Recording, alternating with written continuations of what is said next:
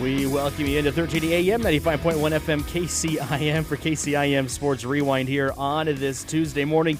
Casey Miners joined with Jeff Blankman and Mason Nealon in his studio, and we've got a full show today, I think, for people. We've got boys state swimming going on Saturday. There's boys state wrestling next week, but they've got their qualifying meets coming up on Saturday. Girls state wrestling to catch up on. It has been a busy week for both of you the last couple weeks. Yeah, it has, Casey, thanks. And of course, the pairing's out for everybody basketball-wise, but the Carroll boys, they should be hopefully out later this week, if not early next week and stuff. But we'll be digging through that and what we're going to be doing. And I know Mason's already, because he loves this kind of stuff. I think it was about a half a second after the pairings came out yesterday for the boys, he had already analyzed and dug deep into bound and everything on everybody in there. So he's pretty sharp on what's going on. Yeah, just gotta figure out who's who and what's what, because with the 11 schools we cover, we can only see so many teams in the state of Iowa, and with the association and the union, they like to throw you a couple of curveballs of teams you've never seen before, and for me, teams I've never heard of before. So they throw you some curveballs there, so I have to kind of look at it and see where everyone's going and who they're going to get. So I've got to ask you guys. You guys sit here and text back and forth and everything a lot of times during the night, trying to figure out where the pairings, did they play out the way you guys thought they were going to? No, I figured that everybody, especially looking at 1A for Coons District, I figured we'd get a lot of local schools in there because it seems to be the way it does every year. Yep. I was a little shocked that they split up Arweva and Glidden in a way. Because those are the only two Area 1A teams that aren't in a district that's anywhere close. Like Glidden's got to go to ACA, and Arweva's at home against AHSTW. So I was like, that surprised me a little bit. But, you got Audubon, IK Manning, Patriot Coon. Am I missing a team in there that's a local team? No, I think that's it. Yeah, all of them are in Coons District, and I think it's crazy with Coon boys basketball.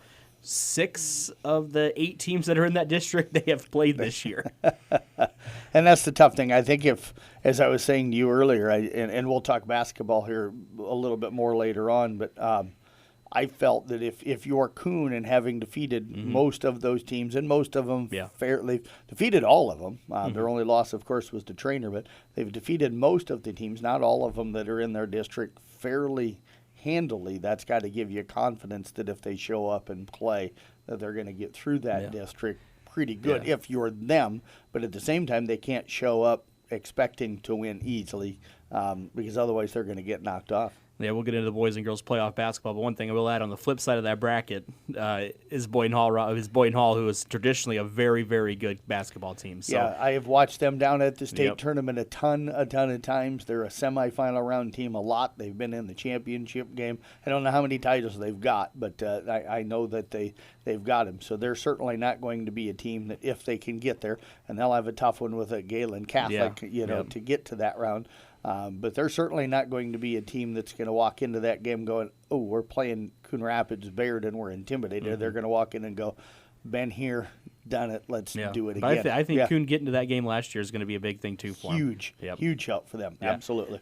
We'll talk about some boys swimming. The boys state swim meets going on this weekend, and Jeff and Mason, unfortunately, won't be able to be there because we got state qualifying meets for wrestling going on, too. And basketball playoffs. Playoffs. But the boys' swim team at Carroll, they have been fantastic all year long, and they broke a bunch of meet records and got a couple of guys that are qualified pretty high in their events going on this weekend. Yeah, just going to kind of read through what they did this past Saturday over in Ames. And we've talked some this year about Tegan Renzi and Legan Seath, both All-Americans. Both guys going to go swim D1.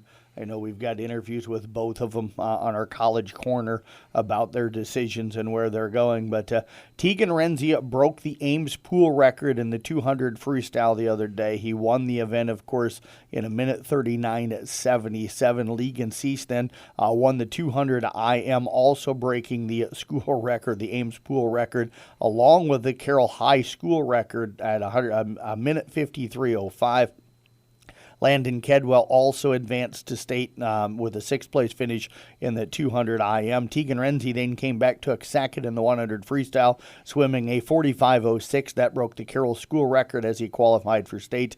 The Tigers then sent their 200 freestyle relay with Tegan Renzi, Weston Toff, Landon Caldwell, and Legan Cease, and then they come back and break the school record again in the 400 freestyle relay with a 3:16:29 with Weston Toff, Landon Cadwell, Legan Cease, and Tegan Renzi.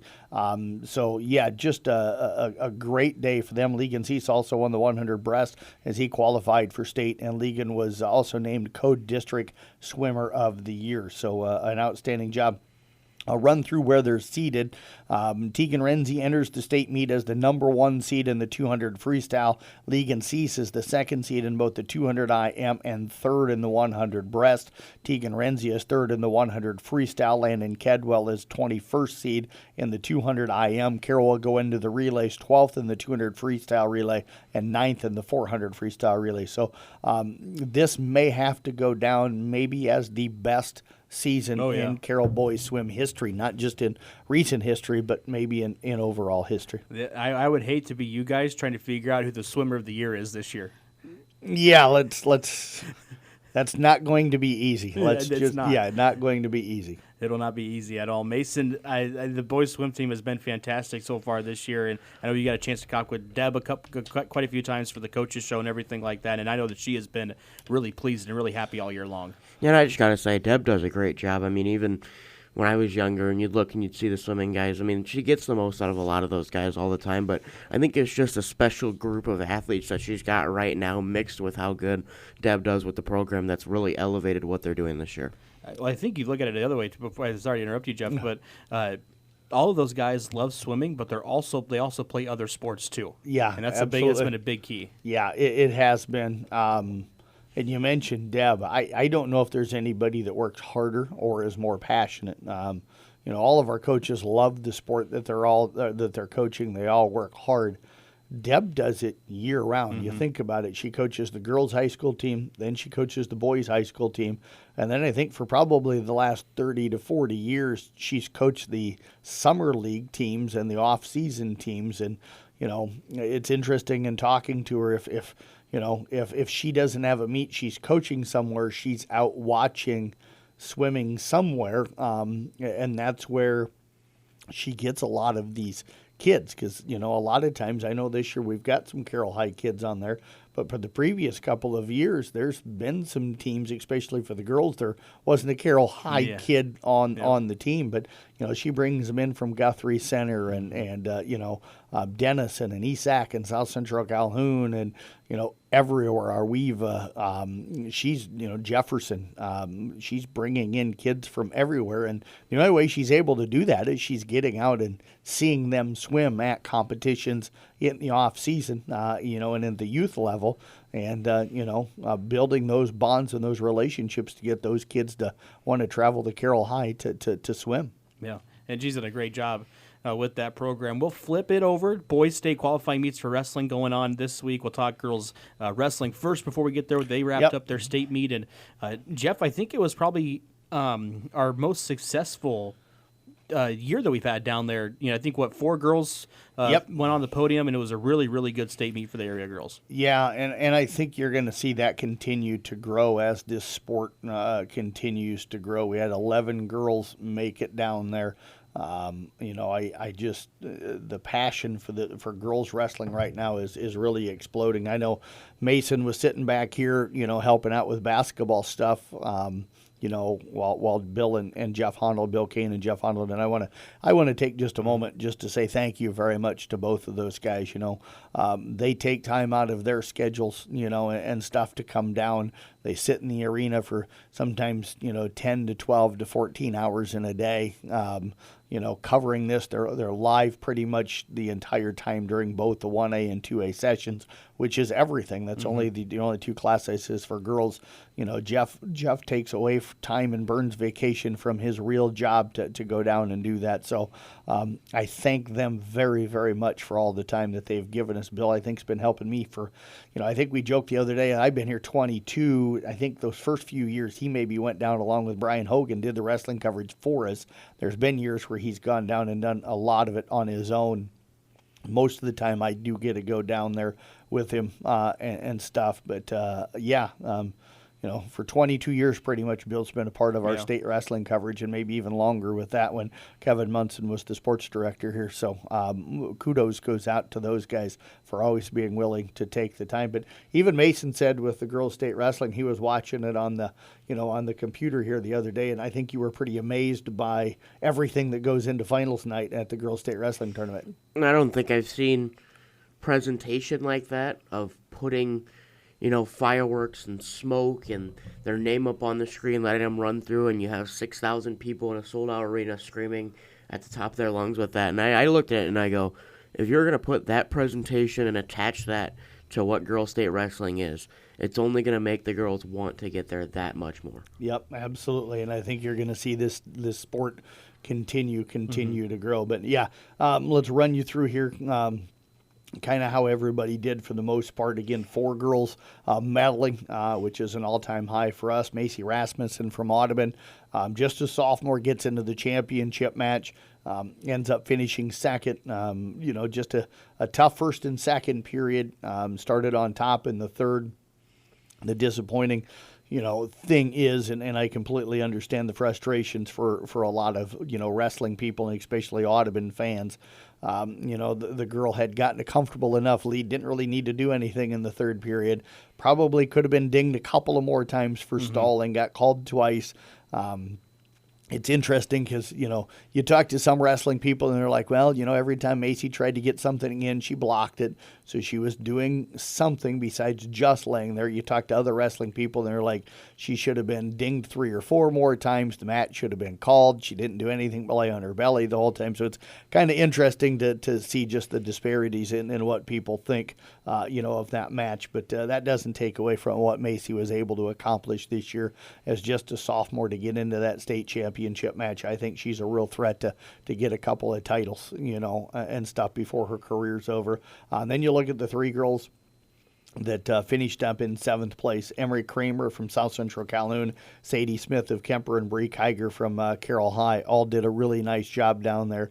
Almost all of them, Emery and Bree, Emery and Sadie suffered that early loss and then had to come back from it, or Bree kind of got through those first couple of rounds and then had to fight her way through into the backside to finish 7th and went out and dominated her 7th place match. So really cool to see what those 3 were able to accomplish. If I remember correctly, did Bree win on a defensive pin or something like that? Yes. I know Bill Kane said that he's only seen it a few times. It is a rarity. I feel bad. Sometimes it probably helps my interview. Sometimes it's nice to see the matches. Other times it's, I follow them on track, so I'm paying attention. But when you got 11 kids and you're trying to interview them after every single match, sometimes you don't get a chance to go out to the mats because you're interviewing somebody. So a lot of times my video interviews with all the kids are, so I see you won 5-3. How did it go? How did the match play out? And they do such a wonderful, wonderful job of almost taking you period by period of how the matches went out and played out for them. But yeah, Bree comes in and she's like, did you see what happened? And I'm like, no, I didn't get a chance to see what happened. And her dad right away was an assistant coach. Is like, she got a, what they call a defensive pin. And then I knew what it was, but they explained to me how it played out. And what a strange way. You're getting cradled, you bridge, you keep your shoulders off the ground, and somehow you get the girl that's trying to cradle you to put her shoulders on. From talking to Bill Kane and Jeff Honnold, they had a 2 count on her the first time and could have called her down and pinned. She kind of rolled out of it a little bit, and then Bree bridged a little bit more again and rolled the girl back onto the shoulders, and this time it was a 3 count, and the official said, okay, you're done, and it's over, and she ends up getting the win. So congratulations as well goes out to all of our other competitors. Emma Grossman, Maggie Dirks, and Emma Daniels of Carroll High, Kara Schutte and Lucy Pata from Kemper, and Mia Halfley and Goldie Davis from South Central Calhoun. Most of those girls underclassmen, and will have an opportunity to go back and make some real noise down at the state tournament. And so for some of them, getting that experience down there for the first time as an underclassman is just going to benefit them dramatically in the future. Not just down at state, but I think even in the regular season as well. Yeah, we will step away, take a break. We will talk about boys wrestling qualifying meets coming back. We'll jump into basketball postseason here on KCIM Sports Rewind. As the athletes at your house prepare for hard work and fun of the season, remember that St. Anthony Rehab Services provides physical therapy for any sports injury that may sideline your member of the team. Sports injuries can plague kids of all ages and keep them from playing the sport they love. Athletes will be under the direct supervision of a certified and licensed healthcare professional in the newly renovated sports performance facility. If an injury is keeping your athlete out of the game, call St. Anthony Rehabilitation Services at 794-5000 for sports injury and treatment rehab.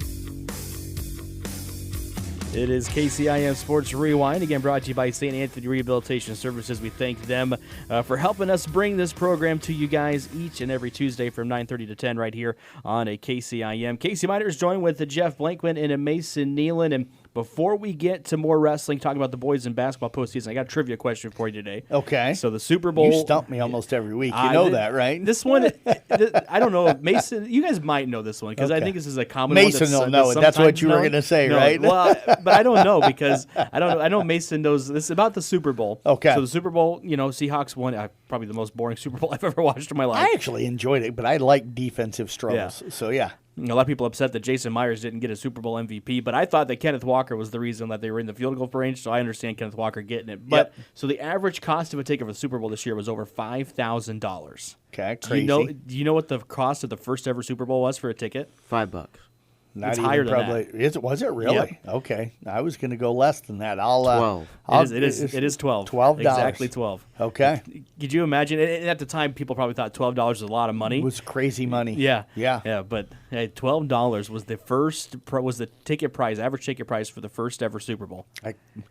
Today I could afford $12. Back then I may not have been able to, but I guarantee I'll never afford $5,000 to be able to go to the Super Bowl. So. Yeah, average cost of the ticket was ranged from like $5,000 to like $8,300 or something like that for a ticket. And I heard reports of some people spending over $10,000 for tickets, and I'm like, wow. Yeah, some people mortgage the rest of their life, to be able to do that the one time.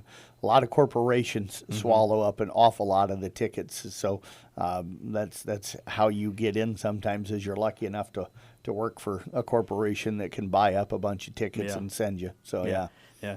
Boys, we got boys qualifying meets going on Saturday, but their state meet going to be going on next week. Jeff will be down there doing coverage again with Bill Kane. I think you're going to be down there. Both of you guys will be down there, but we got quite a few boys that got a chance to punch their ticket to this state tournament going up next weekend. I'm estimating between 15 and 20 probably to make it down. This could be one of our bigger years. You've got it's strange this year. We only have 3 sites to follow for the state qualifying coming up on Saturday. All of them get underway at 10 o'clock, but we have Audubon, ESAC, and Coon Rapids Bayard. All 3 of those teams will be up at Ridgeview up in Holstein. In Class 1A District 8, Carroll and Kemper will both be up at Sergeant Bluff Luton. Class 2A District 8 in South Central Calhoun, kind of the lone school that got shoved somewhere else. They go down to Riverside in Class 1A District 9. So just in looking at it, I'm guessing, for most of the schools, anywhere from, 4 to 6 potential, kids that will get through. That number will vary depending on where everybody wrestles. But, like I was telling Mason yesterday, when you have 3 schools out of 8, that are pretty much at a district, it's pretty easy to get a lot of kids into one or into that number 1 or number 2 position. So I think things bode well for both Coon Rapids, Barrett, and Audubon. I think ESAC's got a chance to get a couple of guys through, maybe up to 2 or 3. I know it's been a tough year for them a little bit on the boys' side of things, but I think they'll have a chance to get some kids through. Dawson Allen right now is wrestling probably about as well as anybody we've got in the area. But, so many of the rest of our teams are pretty deep and stuff. So I think we get a lot of guys through. Yeah, I mean, you look at the list of names that you would look at in our area, and you see that there's plenty of good wrestling talent in this area. And Jeff, we got some guys that could potentially go on and compete for state titles. I mean, you and Bill are going to have no shortage of getting worked down at the well. Yeah, it's going to be a little different for our boys coverage this year, folks, and stuff. Bill Kane and I are going to be the two down there. So instead of having a 3-man crew, so I can be down doing interviews, we'll have just a 2-person crew this year. And so that means both of us will be up in the booth. So everything else will be the same. The website will get updated, and stuff like that with results. But Bill and I will be the two calling the matches coming up this year. And again, it'll be on our CB Sports Network YouTube channel, so you can listen to it. It'll be audio-only coverage. We'll be live through the 1A and 2A sessions, which get underway on Thursday. So we'll try and find a third. I'm hunting right now to find some new people to go down and help with state and stuff. But, we're in the basketball postseason, so we're trying to cover that as well. So I need both of you guys back here with Nick and maybe Tom Hawkap helping out as well, if he's available and we need somebody. We've got a young kid from Carroll High that we're kind of training the ropes, and we'll see. Last year we threw Mason into the fire, and he decided to stay around. There we go. Yeah, I knew he was a little bit different, but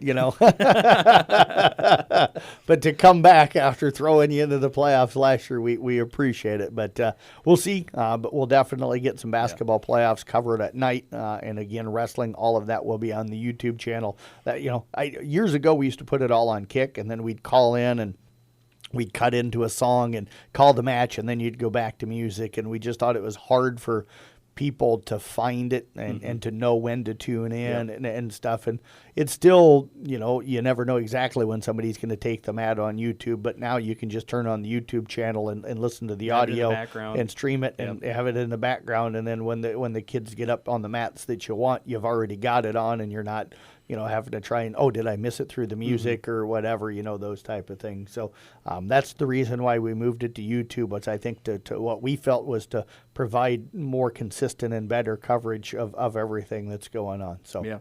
I don't know if you guys saw this, but I think the Girls Union announced that they're going to do a duals tournament starting next year. I don't know if I think it's going to be on that Sunday after the boys, or it's either going to be the day before they start their state tournament. But the girls now go into a dual tournament, so that's going to be good for some of our area teams, especially the smaller schools. They get a chance now to compete potentially down at state in a dual tournament style. Yeah, I'm pulling up the press release right now. I did not have a chance to read it yesterday when it came out. Yesterday was kind of a busy day for us, but yeah, excited for them. As I said, it's going to be huge. Next year it'll take place on January the 22nd of 2027. So I'd have to look at a calendar for next year to see what day that of would the be week. Before their state tournament. That would be before their state tournament. So they're probably doing it similar to what the boys are, and that is just that, getting it out of the way and everything. So the 22nd looks like it's going to be next year, going to be the Friday. So it'd probably be the Friday before the state girls wrestling tournament. So. Yeah, we'll jump into postseason basketball. And Mason, you've had a chance to look at the districts for the boys and the girls. What jumps out to you for some of our area teams? Well, a lot, really. Yeah. I mean, I look at Kemper and I say, you gave them a little bit easy schedule, and then they're going to run into a tough challenge. But I think that you look at it, they've got not a super easy walk when you get to that district final and then into the sub-state final. But for girls, I mean, Coon's going to be hosting a little bit through. They're going to run into a St. Albert team that I'm going to see tonight, and kind of then I get to judge where St. Albert is in the grand scheme of things. I look at their record and stuff, but I'm not 100% sure. You get Exira, who's going to maybe run into GTRA down the road, and I know Jeff has seen GTRA, so I'll let him talk about that here in just a minute. But to put Coon, Audubon, Peyton Sheridan, and ICAM Manning in the same bracket, we're going to have a lot of local teams and a lot of local flavor. And then I don't know if a lot of people really looked at this matchup right away with records-wise, but South Central Calhoun, East Sac opener, I think that's going to be a pretty good matchup. Yeah, they meet up tonight. Yeah, you get the broadcast of that, but it's a rivalry game, so it doesn't matter what happened in the regular season. I've seen it so many times, in that rivalry that the team with the better record doesn't always end up being the team that wins, and that's what happens when you have rivalry games. So I think that's going to be very interesting. I just think Kemper not that they can't be beaten. We thought it last year, too, that they were really special and they got beat in the sub-state game. But I think for their boys, they're just the way they're playing right now on both ends of the floor, the way they're sharing the basketball, the things that they're doing so well, they're going to be a really, really tough out. Now, that doesn't mean things are going to be easy. South Hardin just knocked off Union last night, so that's a good ball club. We talked here briefly again about that ESAC South Central matchup. Are we even not going to have an easy route and stuff? I'm interested to see if they can get through that first round, which I think they do. That matchup with Woodbine, they played them pretty well at home just a couple of weeks ago, and I did that game. So I'm kind of looking forward to that one. Glidden-Ralston gets a tough matchup, but they're playing better basketball here down the stretch. They go against Ankeny Christian Academy, and then, like Mason said, that District 15 in Class 1A, it's pretty much all local schools. IK Manning, Peyton Sheridan should be really interesting. You got two of our better players in Trayvon Keeley and Ben Ramsey going to be squaring off there. I love Audubon's length and their height and the fact that they've got like 6 different guys that can lead them in scoring in any given night. And then Coon Rapids Bayard, maybe one of the better teams that we've had in this area in a long, long time, along with that Kemper team. And the way they're playing right now, they're just locked in on both ends of the floor. But Audubon may not be an easy second-round matchup for them because of their length, and they played them well. Girls' side of things, you mentioned Exira, I think.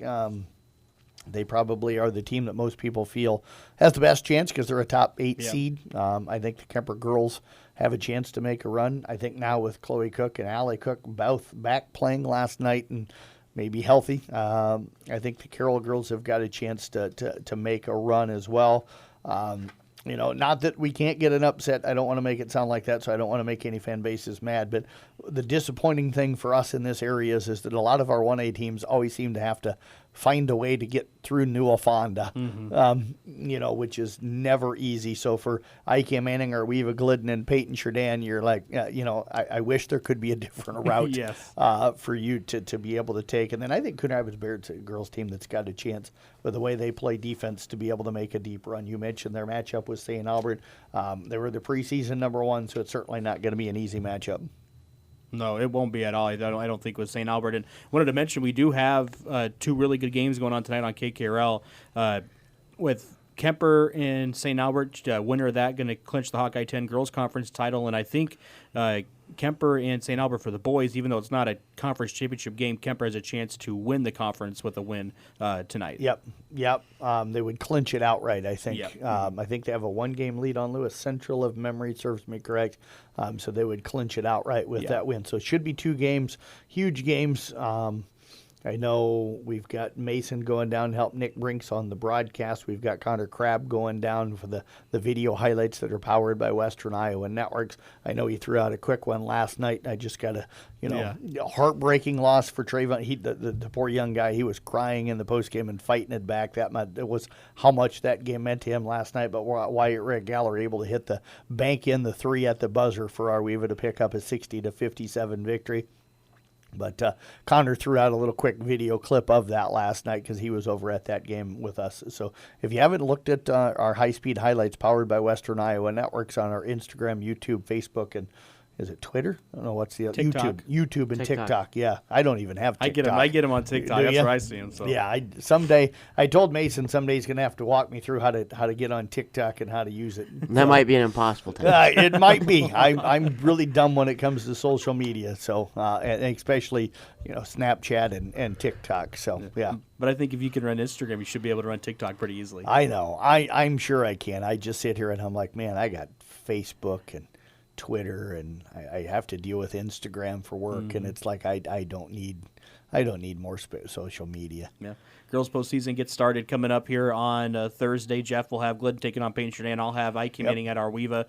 You can check out those full schedules for this week and be up at the sports website, and then we'll have coverage throughout the playoffs as well coming up for them and everybody like that. You bet. And again, we've sent out the invites to the girls wrestlers. We'll send out the invites for our bowlers of the year for both girls and boys, our boys swimmer of the year, and then also our boys wrestlers. We'll probably send those invites out probably late this weekend or very early next week, and then I'll try to get a list out of everything. Basketball for girls and boys, we're going to send those invites out a little bit closer to the end of the regular season, or not the postseason, I should say. And again, just to run for everybody, Boys State Wrestling coverage going to be on the CB Sports Network YouTube page, and then we'll have updates for them and everything like that. You bet. Yep. So we are getting close to the end of KCIM Sports Rewind here on this. Real quick thoughts, guys. Yeah. Super Bowl. I know you said boring. Thoughts on the Super Bowl? I fell asleep at halftime. So Seriously? I was watching the game, and it was 9-0, and I kind of dozed off. I woke up, and I saw Sam Darnold holding a Super Bowl trophy, and I thought I woke up in a different universe. So I was sitting there. I'm going to tell Matt Dentlinger to quit dunking on you on your Sunday basketball games so that he doesn't wear you out so much. But I don't know if it was that, but I was sitting there, I'm like 9-0. I'm a guy that likes old school Big 12 football, the old Patrick Mahomes. Like 10 years ago. Baker old Mayfield. school, yeah.